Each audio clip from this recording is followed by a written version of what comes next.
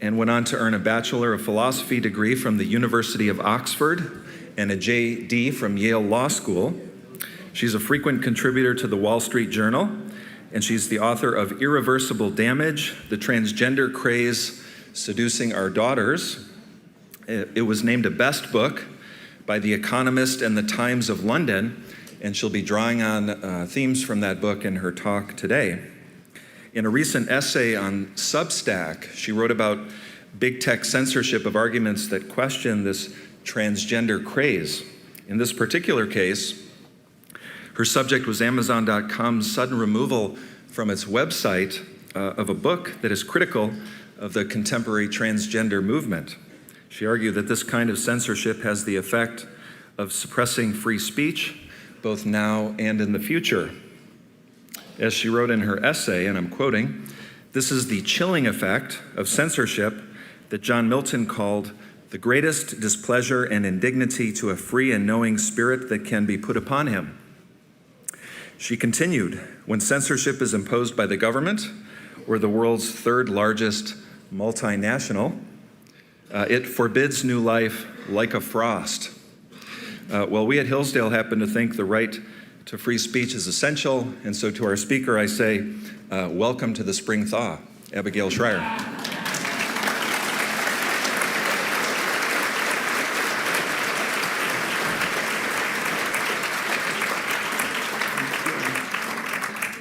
Thank you. I have to adjust this. Thank you so much for that very kind introduction, and thank you so much to Hillsdale for having me here today. So social conservatives are increasingly asked to justify why they have decided to target transgender youth, as if they picked this issue because it polls well, or some other such nonsense. Let me make it clear why this has suddenly become my concern. It is because in America, in 2007, had exactly one gender clinic. One. Anyone care to guess how many we have now? 300. So there are now hundreds of pediatric gender clinics in the US. Planned Parenthood gives out testosterone on a first visit. Depending on the state, it absolutely gives testosterone to minors. Planned Parenthood in Oregon gives it to 15-year-old girls on their own recognizance. They don't even need a parental note. Kaiser dispenses it. So for today's teens, whether they have real or typical gender dysphoria or not, testosterone is easily available. Double mastectomy, known as top surgery, is readily available. No, they do not necessarily need parental approval, depending on the state, and they definitely don't need a therapist's note.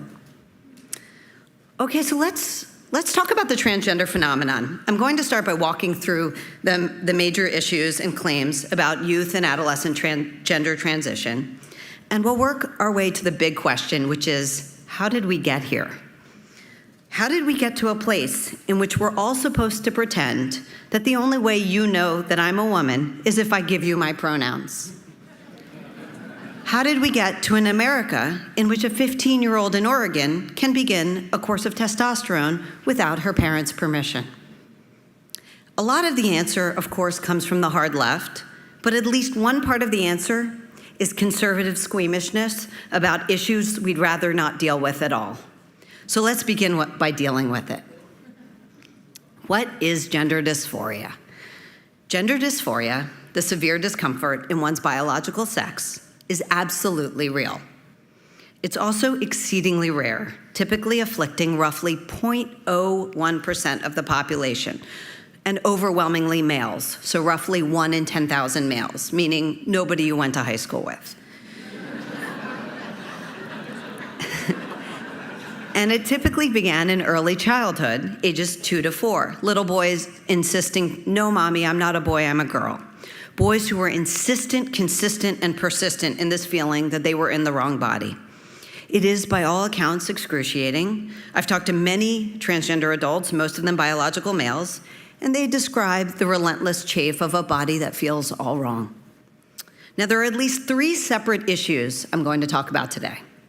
There are the young kids who have this classic presentation of gender dysphoria, some of whom, the majority of whom, would have naturally outgrown it on their own, and historically did. Others became what we used to call transsexual adults. There's number two, there is the social contagion currently spreading among adolescent girls, many of whom do not have typical gender dysphoria at all. And third, there are the activists who have already begun exploiting our confusion and our sympathies in order to invade women's protective spaces and destroy women's sports. They are all very different. Okay, so the young kids. Now, traditionally, as I said, these were overwhelmingly little boys. And if left alone, meaning with no intervention either to change their name and pronouns, what we now call social transition, and no medical intervention, over 70% of these kids typically outgrew gender dysphoria on their own. Most would end up as gay men, and some would not. Some would not outgrow it and go on to be called, what we used to call transsexuals.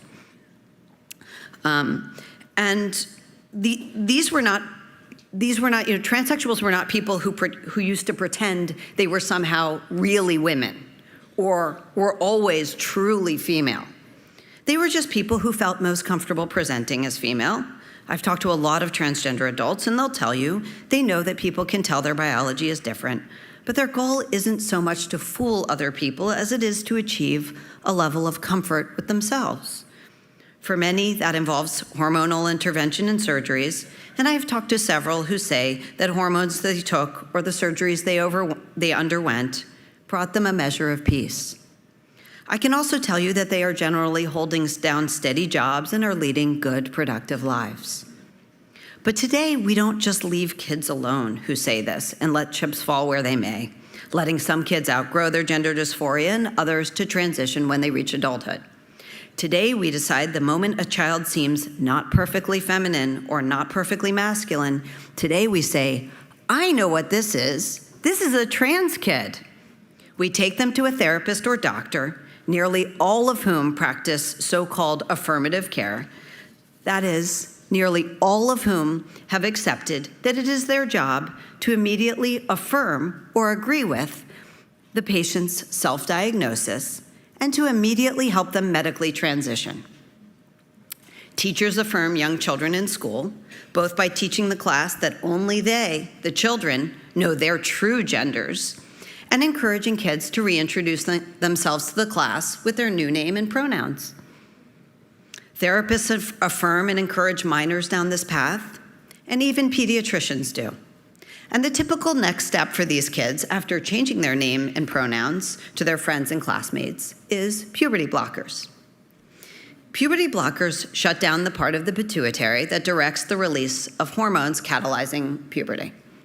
The most common of these drugs is called Lupron, a drug that was originally used in the chemical castration of sex offenders. To this day, it has never been FDA approved to halt healthy puberty. Now you might ask, why would any parent or doctor do this? Why would anyone stop the puberty in a child, even a child with genuine gender dysphoria, when that child would be highly likely to outgrow the gender dysphoria if left alone? Some say because it's traumatizing to let a child go through the puberty of the sex to which they don't wish to belong. The problem of this, of course, is that in many cases, puberty does seem to have helped children overcome their gender dysphoria. But there really is no satisfying answer to why someone would do this, given that scientists have no way of predicting which children will outgrow the dysphoria on their own and which won't. But the argument that's made is that these kids can't wait. The suicide rates for the trans-identified youth and trans adults are very high, the argument goes, and so we need to get in there and start fixing them as soon and dramatically as possible. But unfortunately, there are no long-term studies that indicate that puberty blockers cure suicidality or even that they produce better mental health outcomes. There are not even good studies that show they are safe for this population long-term, nor that they are reversible. There's a big debate right now in the medical community about whether and to what extent the effects of stopping healthy puberty in adolescents is reversible if these kids later stop taking them.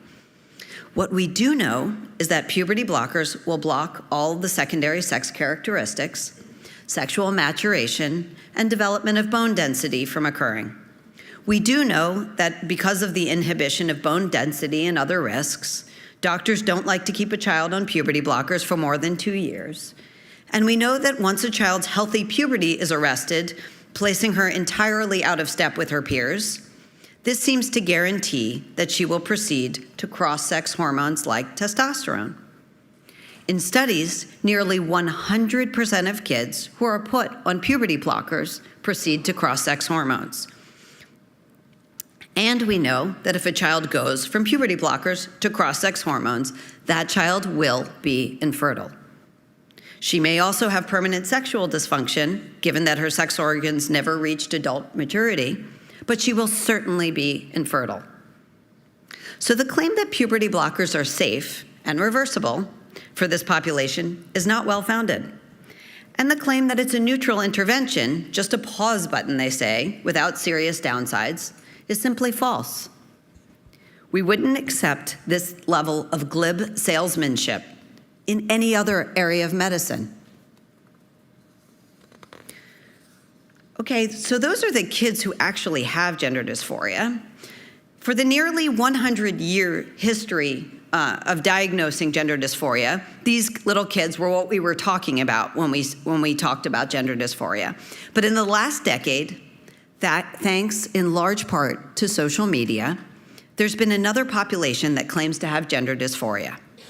This is a population that never before had gender dysphoria in any significant numbers.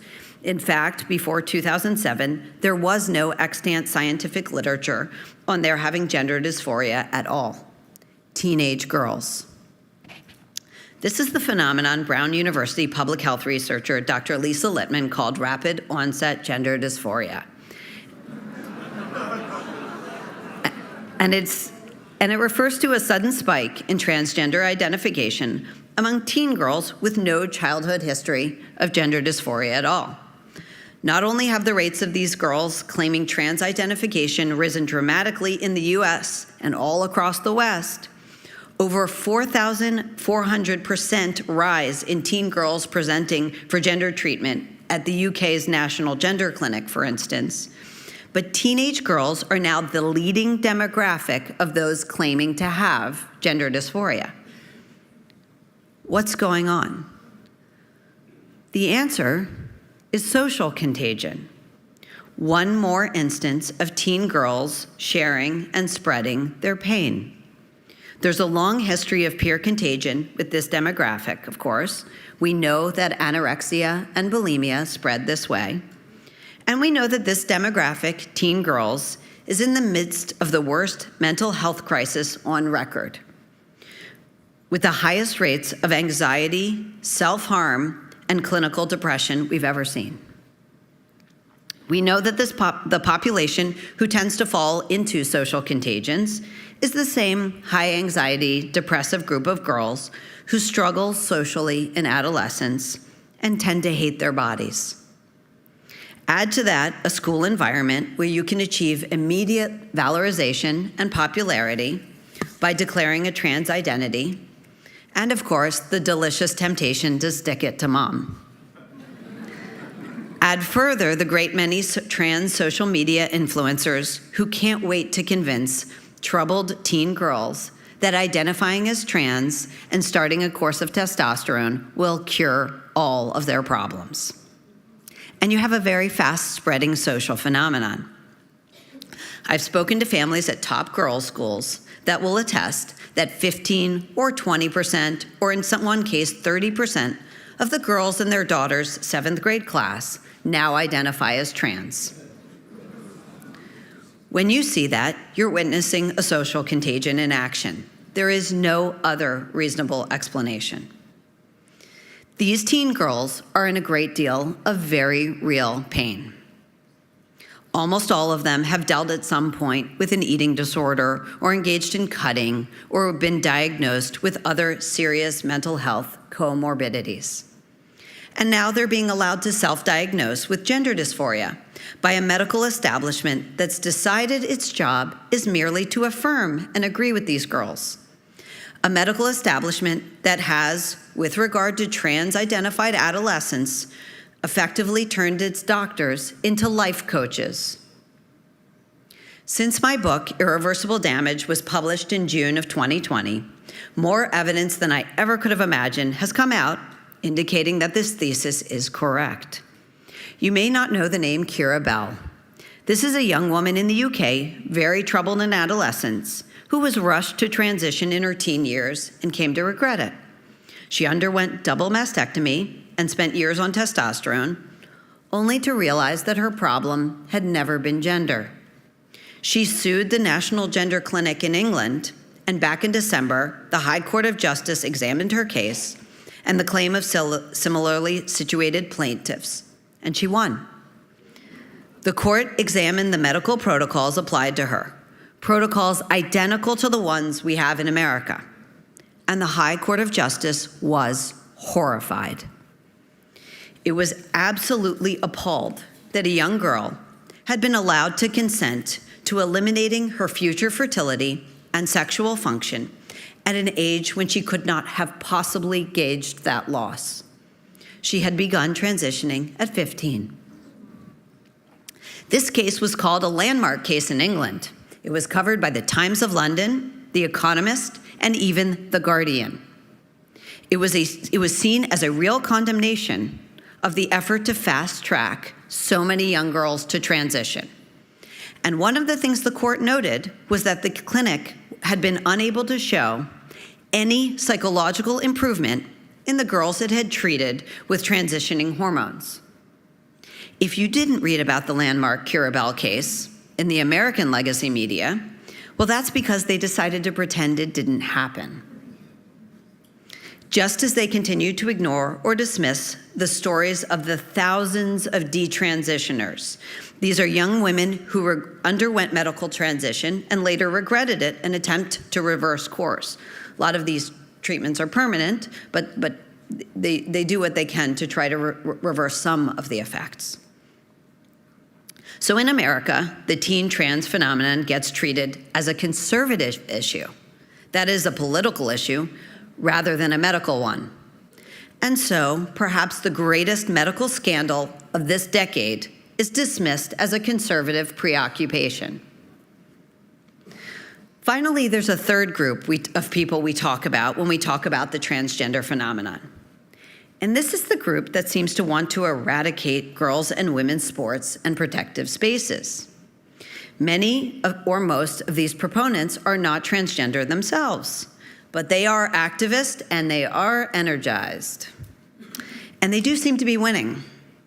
They promote dangerous bills like the Equality Act, now before the US Senate, which would make it impossible ever to distinguish between biological men and women, ever to exclude a biological male from a girl's sports team or scholarship or a woman's protective space like locker rooms and prisons.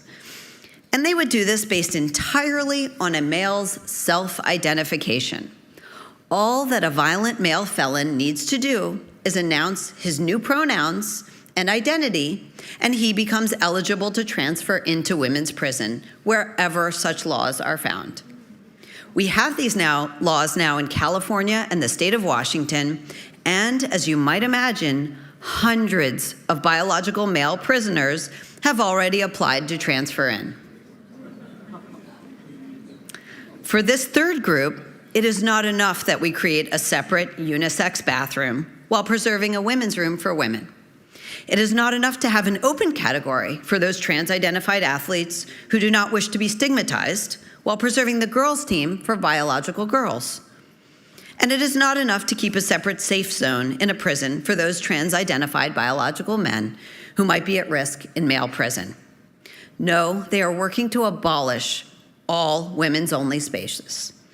They want all men to be able to self-identify their way into them, and they want to do it right now. So these three groups are very different. You have the young children, some of whom do suffer with gender dysphoria. You have the adolescent girls, most of whom are caught in a social contagion. And you have the activists, who are using the other two groups to attack women and to advance their goal of chaos and social upheaval. What these three have in common has nothing to do with real gender dysphoria. What they have in common is that they are all shrouded in gender ideology. Put another way, what they have in common is that they are all soaked in lies. Lies are told about the risks of the treatments we administer to young children, both to play down the very real dangers and to wildly exaggerate the degree to which we know medical transition to be a cure. Lies are told about the researchers and journalists who try to report on the social contagion among teen girls in order to discredit that hypothesis or to stifle its revelation. Lies are told both about the inherent dangers of eradicating women's protective spaces and rights, and to exaggerate the degree to which this is the only way to save a community from suicide. The way to think about gender ideology is that it is a sibling of critical race theory. Critical race theory goes into schools to convince white kids that they bear the original sin of their skin color. Gender ideology marches into those same schools and tells kindergartners, yes, they do this throughout the public school system in California, beginning in kindergarten, to tell preschool children that there are a great many genders. And while someone may have guessed at birth that you were a boy or a girl, only you know your true gender. Critical race theory postulates that race is the most important feature of any person, and that white people, existing as they do in a state of racial privilege, are not able to participate in a wide variety of discussions about our democracy. Gender ideology tells women, which it calls cis women, that they are not entitled to their fear or their sense of unfairness as biological men invade their protective spaces and claim their trophies and records and scholarships. In fact, women and girls can't even use the English language to describe their problem, since calling a trans woman biological male is an act of transphobic bigotry. Both of these invidious, mendacious dogmas have corrupted our schools, our universities, almost all of our legacy newspapers and magazines, the medical accrediting organizations, American Academy of Pediatrics, American Medical Association, American Psychiatric Association, Pediatric Endocrine Society, and even our scientific journals. Just to give you a sense of how far things have gone, about 8 months ago, I was contacted by a member of the National Association of Science Writers. The NASW is an association of journalists with scientific backgrounds tasked with explaining scientific phenomena to the public. And the member of the NASW who contacted me wanted me to know that a member of the online forum had been expelled for mentioning my book.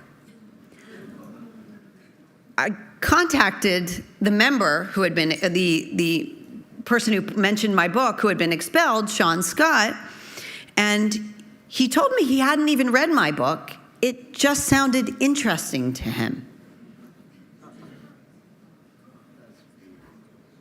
He was immediately banned from the forum and labeled transphobic. I've heard the same thing from endocrinologists and psychiatrists and pediatricians and scientific researchers who write around these issues. If they point out the risks of gender interventions, they struggle to get their research into journals, and very often their letters to the editor pointing out flaws in studies touting all these interventions, those letters aren't published. The funding goes to research that promotes gender transition and downplays the risks.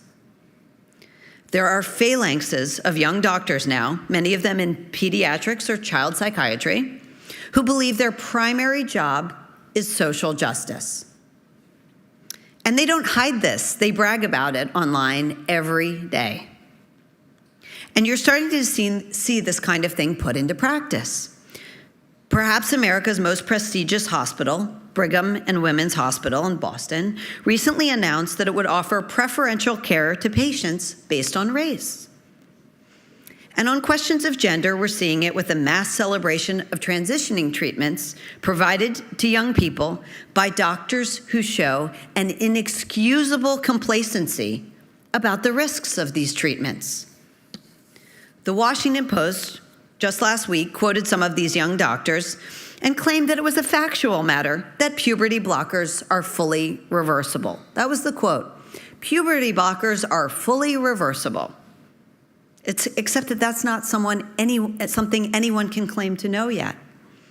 They're certainly not psychologically reversible, and they may not be physically reversible either. We simply don't have the data yet. So you're seeing this startlingly quick corruption of medicine and science, and it's a symptom of a larger woke corruption of American society. Now, there's something I say every time I am asked to speak, and I say this for the simple reason that it is true. Transgender adults are some of the nicest, soberest, and kindest people I have met in my work as a journalist. They have good jobs, they have stable associations, and they are leading admirable and productive lives. They have absolutely no desire to harm women or to push transition en masse on children. The activists do not represent them. I have met adult transgender people who seem to have been helped by transition, but also a belief in freedom absolutely requires allowing adults to make really consequential decisions about their lives. Whether it's adulthood in a free society means that you can change your religion, you can change your name, you can take a dangerous job, such as Andy No and I have. And yes, you can choose to undergo sex reassignment surgery. And whenever I am asked, I am in conversation with a transgender adult, I always use their chosen name and pronouns, and I believe it speaks well of conservatives who extend this courtesy. But, and this is a big but, I never lie. So I will never say, and will never say, trans women are women. This is a dangerous lie. It's a lie which, when promoted in public, leads to unjust and even dangerous consequences for women and girls. When we lie in public, we usher in all kinds of consequences: the obliteration of women's protective spaces and the destruction of women's and girls' athletics. Parroting these lies is not mere courtesy, whatever proponents say. It's the cowardly surrender of women's welfare as a sacrifice to the woke gods, and it's wrong. In the public sphere, the lie is the harm. It does damage to our ability to communicate, to comprehend each other, and it makes it impossible to object in the face of unfairness and cruelty. If, quote, a trans girl really is just a kind of girl, after all, there is no basis for objecting to a 17-year-old boy who handily beat all the girls on the track team. Now, I'm often asked, why are the trans activists doing this? Why would a teacher tell her class of kindergartners that only they know their true gender? What could possibly be the justification for telling small boys that they might really be girls and telling small girls that they might really be boys? The biggest hint I got to the answer came from talking to detransitioners. Remember, these are young women who underwent transition and then later regretted it. Again and again, they told me that while they were transitioning, they were angry, they were sullen, and they were politically radical. They very often cut off their families. They were coached in this by transgender influencers online, and they rushed toward their new glitter families. You'll often see gender-confused people among the ranks of Antifa or at Black Lives Matter rallies. Having turned against their families of origin, they are easy prey for those who recruit revolutionaries. Put another way, the chaos is the point. Just as the point of critical race theory is to turn the American people against one another, So the point of gender ideology is to stop the formation of stable families, the building blocks of American life. Let me say this again. This is not the goal of all transgender adults, but it is the goal of gender ideology and the transgender movement, namely the creation of a new victim class eager to join the revolution. So what do we do about this? How do we push back on the onslaught of gender ideology? First, we must oppose the indoctrination of children in gender ideology. There is absolutely no good reason for it, and it does very real harm. You can absolutely insist that all children treat each other kindly without indoctrinating an entire generation in gender confusion. Second, in public, we must speak up and we must speak the truth. Always, wherever we find ourselves, at work, whatever we do, we must refuse to recite the lies. If conservatives are to confront these issues, we must know something about them. We must overcome our squeamishness. We must clearly distinguish, for instance, between transgender Americans, many of whom are wonderful, and an ideological movement which seeks to warp our children and wreck our families. This is a movement that would turn our children against themselves because its advocates know there's no greater horror to a parent. There is no quicker way to bring America to its knees than by prompting our children to do irreversible damage to themselves. The people who've been pushing this ideology, they got a big head start on us, perhaps by a decade. But they have awakened a sleeping giant. The success of my book, the fact that I was invited to speak to you today, and the state legislators that are now debating these issues testify that a cultural battle is at last being fought. We cannot afford to lose. These are our kids and grandkids. Our future literally depends on our winning this. Thank you.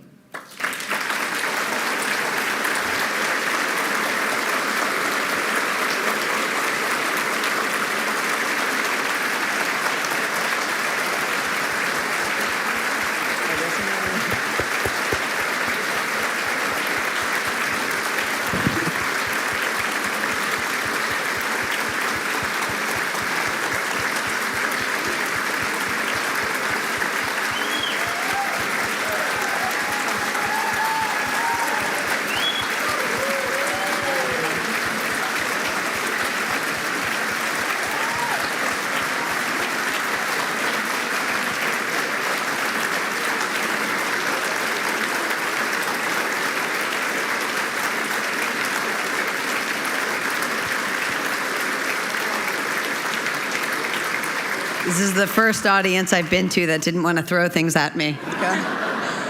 Thank you, Ms. Shrier. We now have time for a few questions. Okay. If you would like to ask a question, please come make your way to a microphone.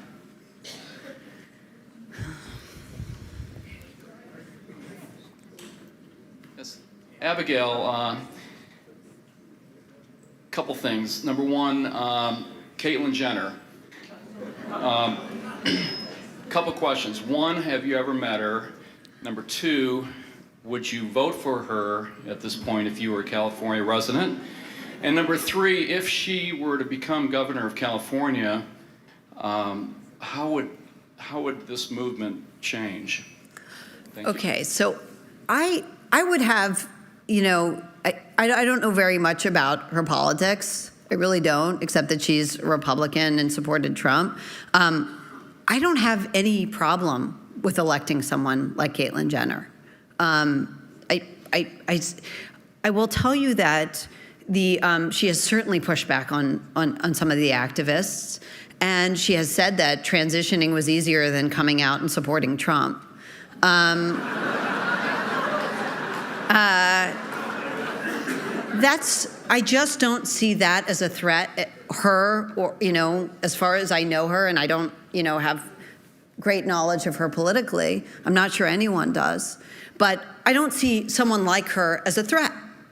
Now, that doesn't mean that someone who has a history of encouraging puberty blockers on children isn't a problem.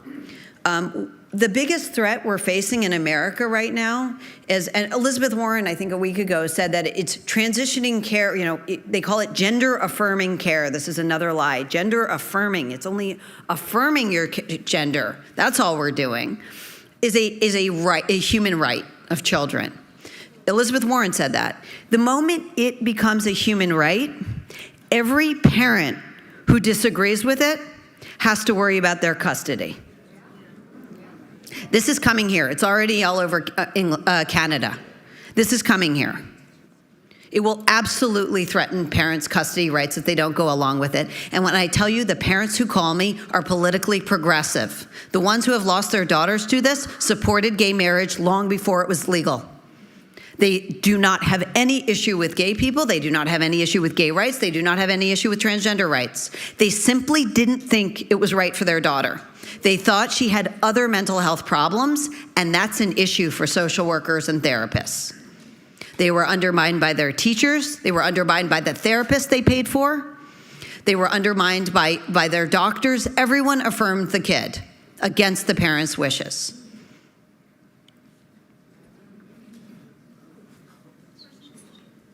Question to the speakers left. Thank you so much for coming. I really appreciate you being here. I'm a retired neurosurgeon, and I have been combing through all the medical literature, and it's been shocking to me to see on just about every medical topic that this social justice infiltration has taken place, that the racial justice issues are also taking place, and that with our latest plague, the science is not science, okay? This is not valid scientific method for any of this. And it mortifies me, okay? But also, there has to be more behind it. Granted, you've got your cultural and social and political issues, but are you following the money? Who's profiting from this? And that will answer a lot of other questions. And frankly, this is more than just a cultural war, it's a spiritual one. And this is the epitome of darkness. Thank you.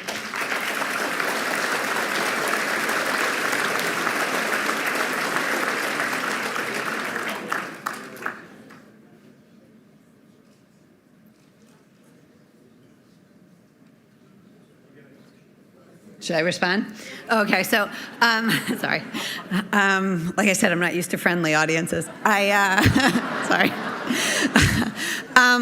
Okay, so that's right. I mean, there is a political, there is a question of the funding. I don't personally, there are journalists who have done work to trace the funding. I actually look at the culture. I mean, that's what I do as a journalist. I look at cultural phenomena. And part of the reason is, well, I do it because that is what interests me. I mean, that's the truth. But I will say this. Conservatives are really good at understanding things in terms of politics. What we're not so great at is fighting cultural battles. One might say we're pretty bad at it. Because we see an issue like this and we kind of say, ugh, that has nothing to do with me. Yeah, actually, it has everything to do with everyone in this room. It's being pushed so aggressively in the public school systems that there are, I was able to, in my book, I talk about my investigation into the California public school system, and what I found was that there was no distinction between the activists and the public school teachers. The activists are literally training the teachers.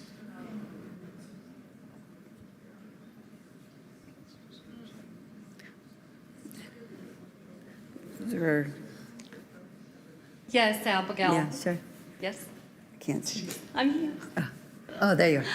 Thank you so much for being here. You've written such an important book. I actually discovered you on the interview that you did with Jordan Peterson, which I would welcome everybody to check out online. I guess I just wanted to expand on the previous question. I have a lot of doctors in my family and haven't really gotten any satisfaction when I've tried to talk with them. With regard to the Hippocratic Oath and the doctors that you spoke with, I mean, how did they reconcile performing these surgeries and hormone treatments with that that oath? So I talk about this a lot in my book because I interviewed some of the surgeons who perform these surgeries, and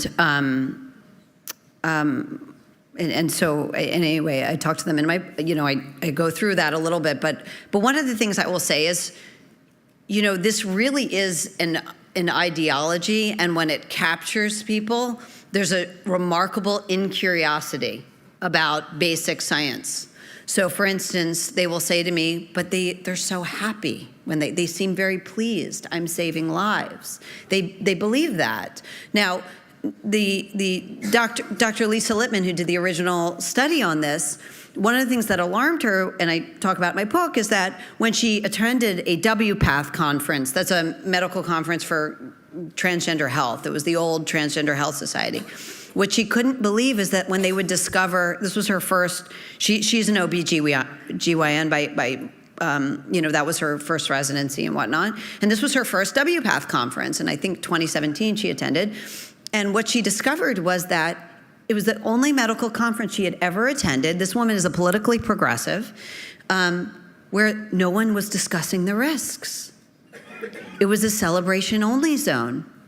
And in fact, they would then go on to deplatform speakers. Now, these were experts in gender dysphoria like Ken Zucker. These are not right-wingers.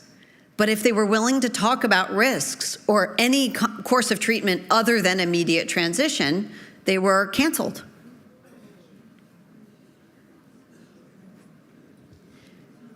Question to the speakers left.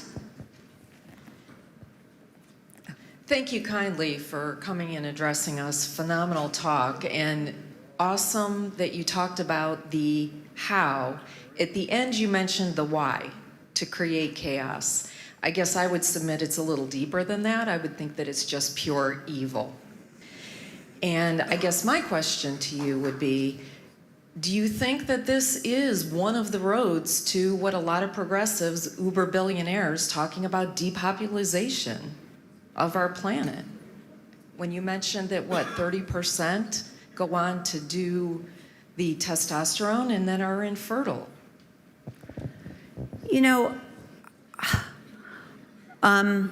It's hard for me to assign motivation without evidence. So unless I would never make a claim like that unless I had proof that this was part of an effort to depopulate the planet. If there was evidence, I would certainly look at it. But I think, the way to understand it is really to look at other radical left movements, because they seem very similar. They seem to be creating chaos in the population because if you have total chaos and overhaul, then what you want is redemption through this new political order. So that seems to be what they're priming everyone for.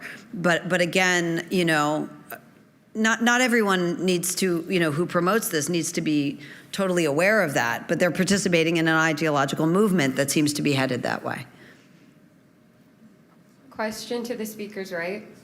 Hi, thank you so much for your book. I have two children, a son who is 15 and a daughter who's 17. They went to a very small middle school in Northern California. We know 5 girls in that school that are transitioning. One of them is my son's closest girlfriend, and she's becoming Tyler. And her parents went through a really messy divorce, right? And she's politically very radical. But another mom I just spoke with, her 10-year-old daughter came home saying, I'm binary, pansexual, and I'm identifying as a boy now.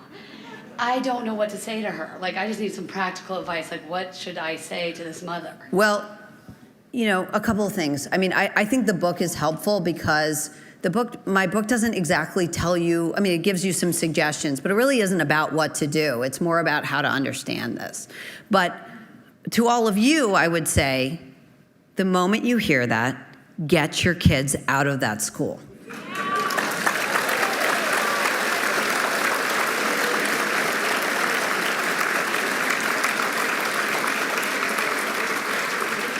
I have talked to parents who have lost their kids to this. They push it very hard at many universities. And I can tell you how much less they care about that Ivy League sticker after their kid is now on hormone treatments, because this happens over and over. It's completely covered by every Ivy League school. You can start school, and in some cases, they ended without their breasts. It absolutely happens. I guess that's an advertisement for Hillsdale. Yeah, go ahead.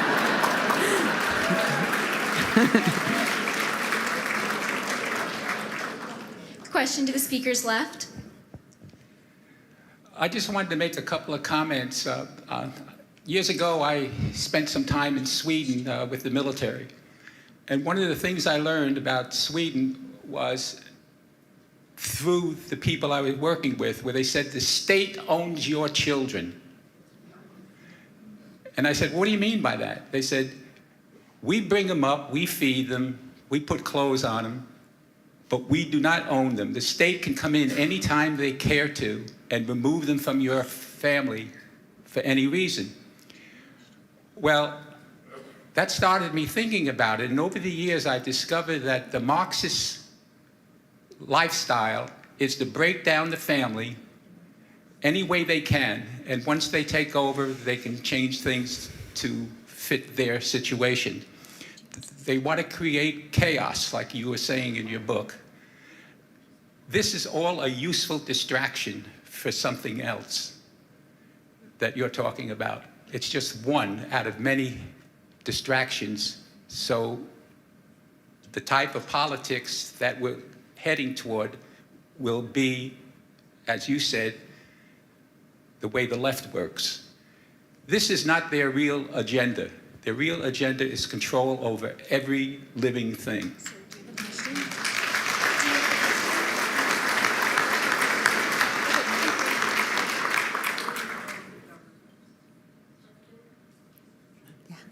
Question to the speakers, right? Thank you. And thank you, Abigail, for being here. That was a nice tee up, really just to a comment to say thank you for helping this audience connect the dots between your work and the broader theme of critical race theory. I think Mark Stein touched on this a little bit last night around the language of CRT and understanding what it is, and us taking control back of our language. That's really, really important. And I think Andy will probably touch on this around his work, because it is all fabulously and destructively connected. So thank you for your work in helping us connect the dots. Thank you.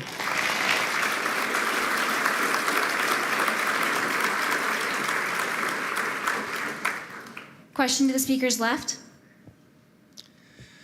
I'm sure my wife is asking herself, what are you doing, Bill? But first of all, I want to salute you and thank you for your courage. Thank you.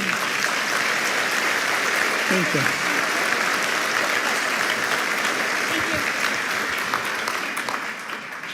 you.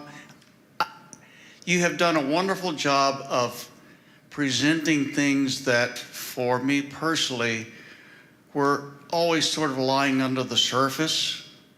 And I guess I'm to the point that I'm just tired of sitting and saying and doing nothing about it.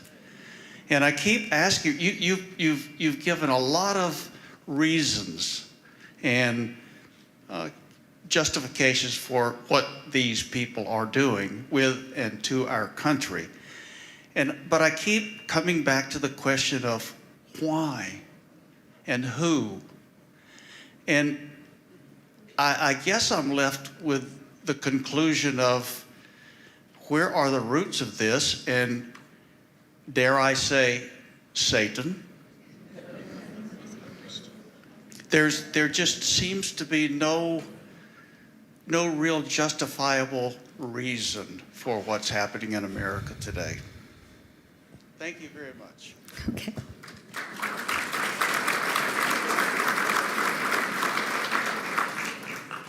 Question to the speakers, right?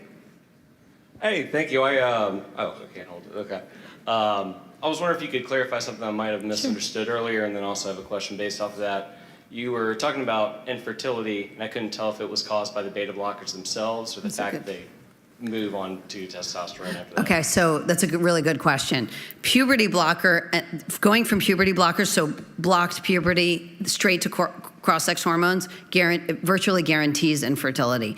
Starting with a course of testosterone, most of the kids who, many of the kids who discover this in their teen years, they've already been through puberty. So they go straight to testosterone. And that puts fertility at very serious risk for various reasons, but it's not the guarantee that going from puberty blockers to testosterone is.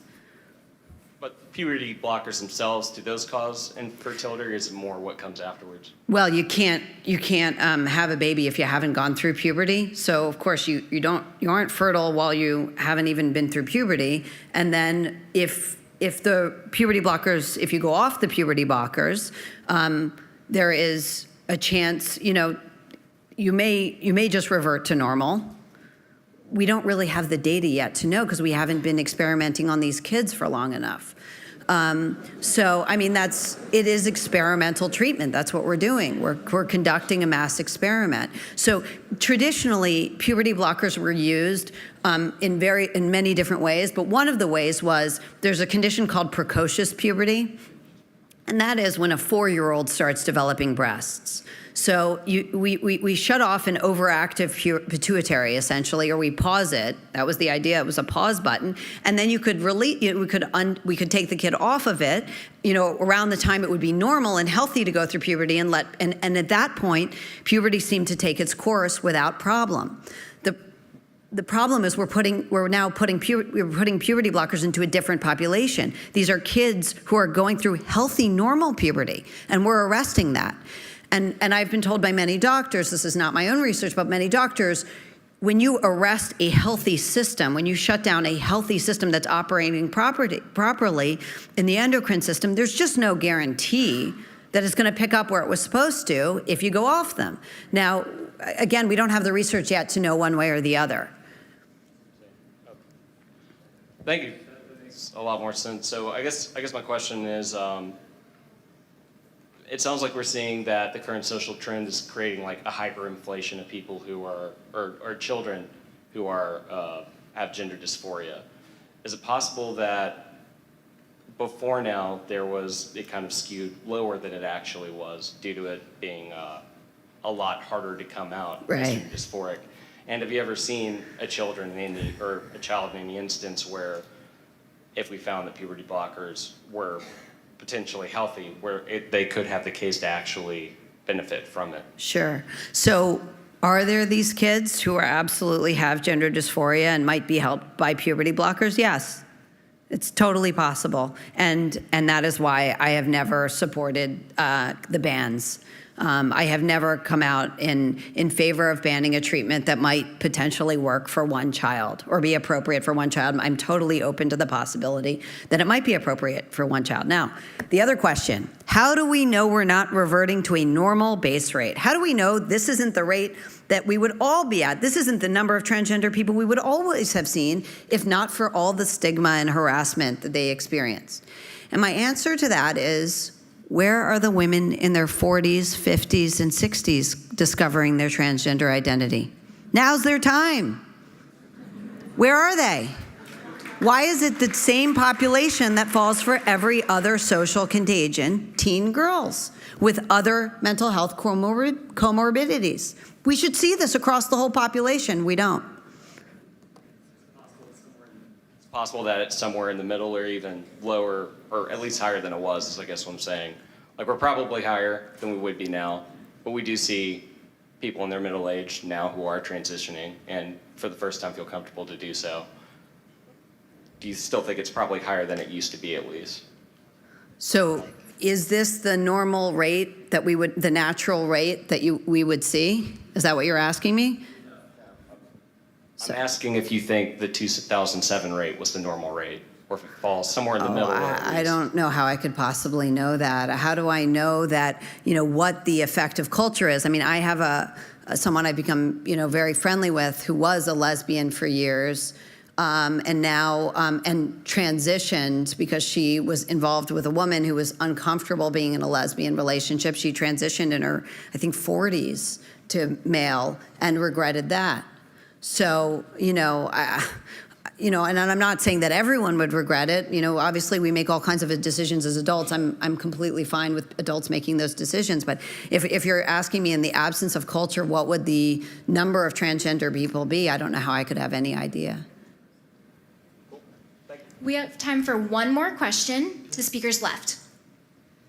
I better make it a good one if I'm the last one. Abigail, I discovered you through the Megyn Kelly podcast, which was excellent. And one of the things that drew me to you is your kindness and your compassion, that there are people who really do suffer from this. And it's a small number, but they deserve treatment. And for those who are struggling, we need to be kind in our conversation about them. So I appreciate that about you. Thank you. My first exposure to a trans child was through a youth group at church. And the church completely bent over and supported this child and really wrestled their parents to the floor when they tried to object. So I would echo your sentiment that if you are in a church that is advocating this, get out of that church. My question is, kids, you know, teen years, hardest years of your life, you're changing, the hormones are going crazy. But we know girls develop around the age of 18, boys' frontal lobe not fully developed until 24. So for those who are, sorry guys, what do you advocate for someone who really does need this treatment if we're saying delay, let them grow up, let them fully develop? What is the age to have this conversation? It's a good question. I would say two things. One, to the point about your church, I mean, the part of the problem is we have churches diagnosing kids, right? We have pastors saying, oh, it's a trans kid. They don't know, right? There are little boys who are effeminate and girls who are a little more masculine, and they would just grow up and lead, you know, healthy lives. Many of them would become gay, some of them wouldn't. But today they turn around and say, oh, it's a trans kid. They've already decided what the diagnosis is, what the identity is, and started them down a path. That's, you know, it's very unusual for a medical condition. But there's something else you asked. The second question was, oh, what age? Well, here's what I would say. I know a lot of transgender adults, and the ones I've talked to are leading good lives and stable and good people, and people you would absolutely want as your friends and neighbors. They have told me transitioning is really hard, and they were really grateful for the time they spent in therapy making sure this would be right for them. They had to spend a certain period of time living as the opposite gender, trying to see if they could do this, because it's very stressful, okay? Today, there's no requirement. There's no requirement that you get a therapist note. There's no requirement for anything. I mean, almost anything, right? So, the age of medical consent varies by state, okay? So whatever people ultimately decide the age may be, and I'm not a doctor, but whatever people decide the appropriate age may be, it certainly has to come with some sober medical oversight. And right now we have virtually none. What they have is medical encouragement and celebration. Join me in thanking Mrs. Shrier.